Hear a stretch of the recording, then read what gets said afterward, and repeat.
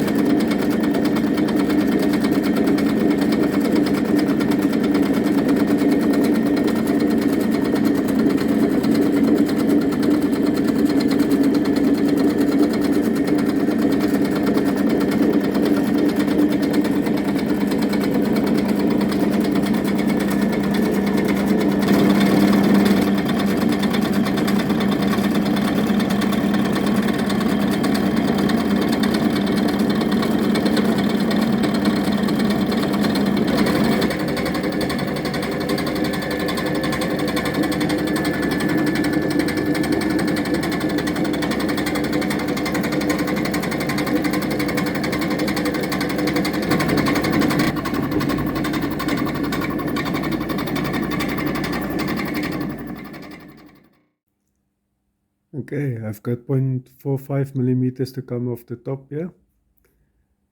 Now, if you've got a HQ 800 mil, you'll know that you'll have one of these gasometers here on top, which is divided into 1 millimeter increments. There's no way that you're gonna get a precise measurement of 0.45 millimeters using this dial. So I'm going to show you now what I do to get a precise measurement if you don't have a Z-axis DRO. Setup is pretty straightforward. There's a DTI underneath your face mill, end mill, or fly cutter, whichever tool you're using. And you just do your offset from your zero.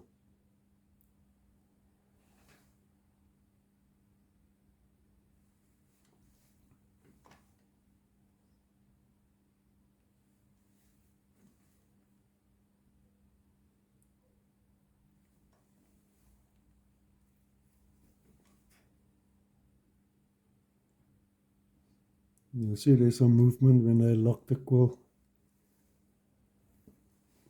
So I have to cater for that as well.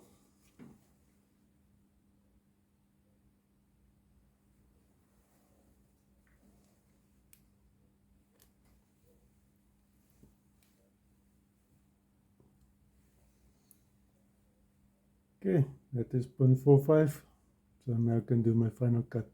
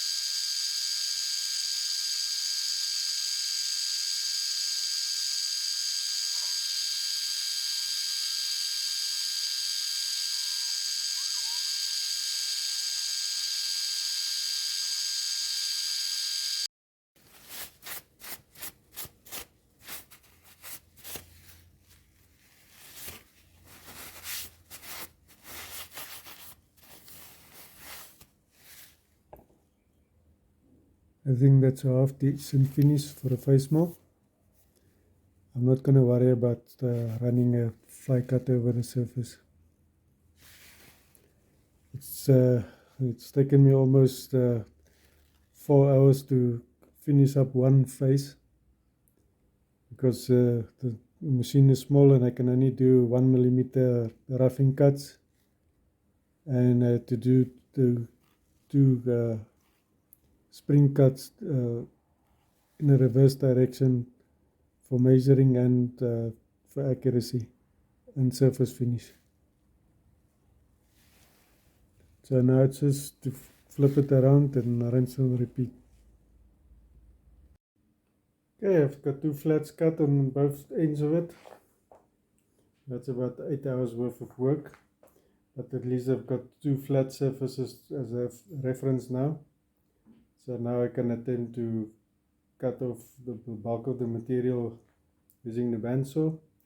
I'm going to only do one side at a time because I'm still using the opposite end as a reference for measurement.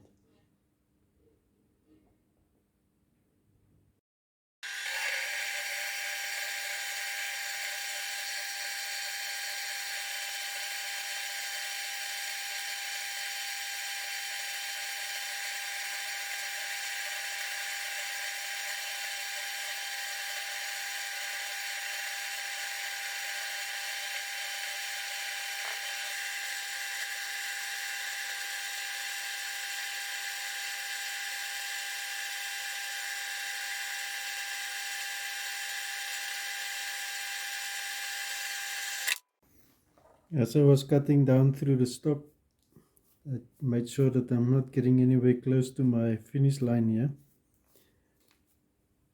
so that I don't blow my dimensions. And it looks like I've been successful here.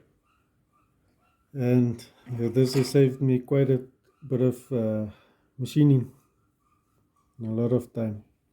So as you can see, there's my edge there that I still need to work to, and I've steered clear of it. Okay, now I can just put it in the mill and finish up this end, and then cut this part off and mill that.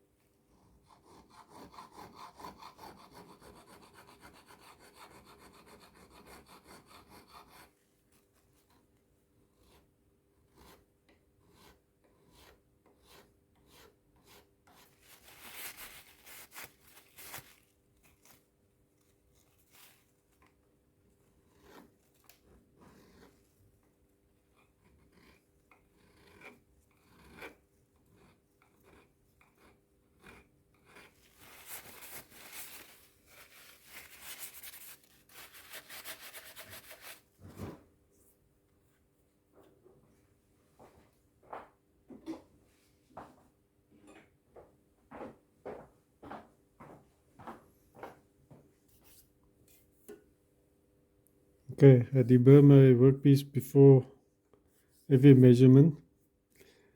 And the reason why I'm showing you the spring pass in reverse, I don't know if the camera would have picked it up, but when I was cutting forward, because of the bandsaw cut, the cutter had to work harder on the starts, and as the cut get lighter to the back,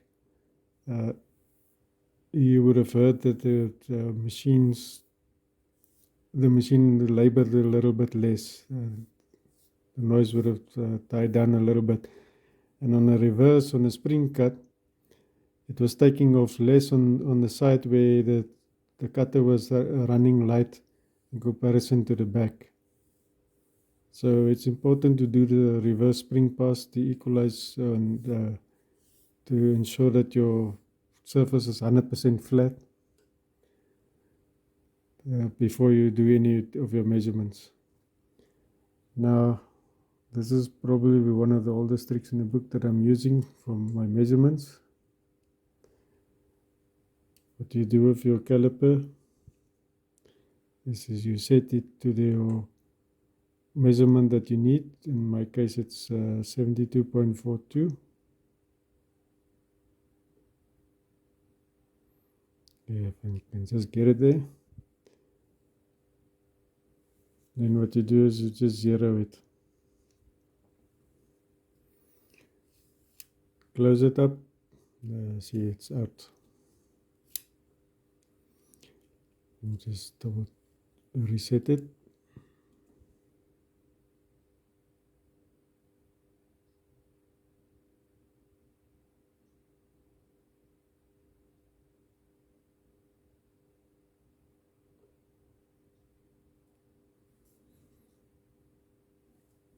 Zero it. Check it. Okay, when you close it up, it should give you. There you go. Right, now you just measure over a 2-inch here, and whatever is the difference is what you need to take off the workpiece.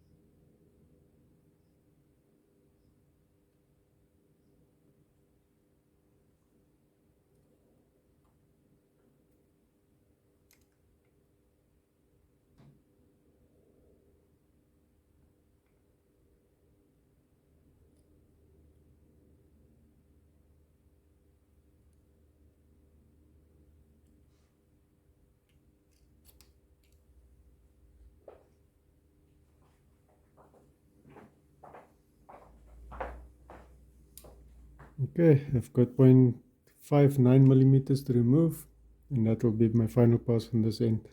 So the bandsaw has saved me a couple of hours because it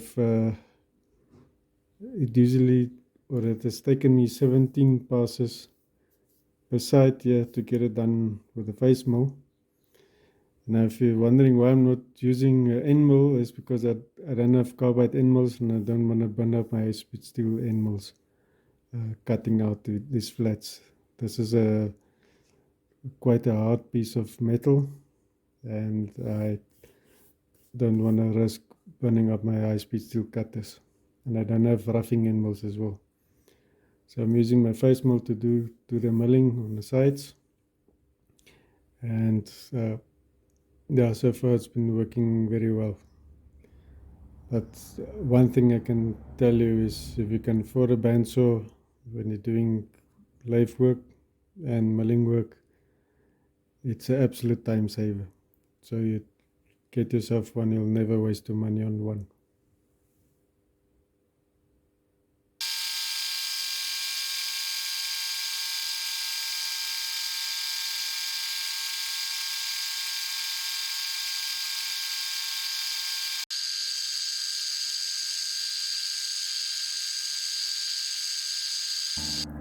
Okay, now I'm just left for the finishing touches.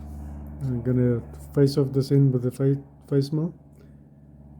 Now I've left the center on this end here. In case I made a mistake or had to fix something using the rotary table, then at least I've got a reference point at this end. The other side is already, it's got the nose in it, so that is already forms as the reference.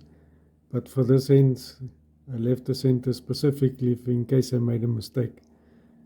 But the block checks out, so now I can get rid of it and then drill right through. And then just bore the center to a nominal size.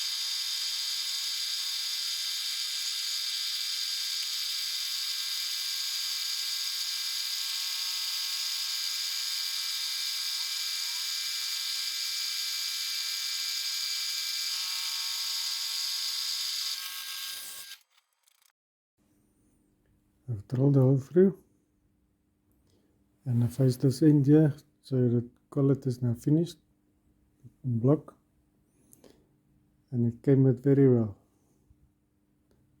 At most I've got a 0.05 millimeter variance in the surface.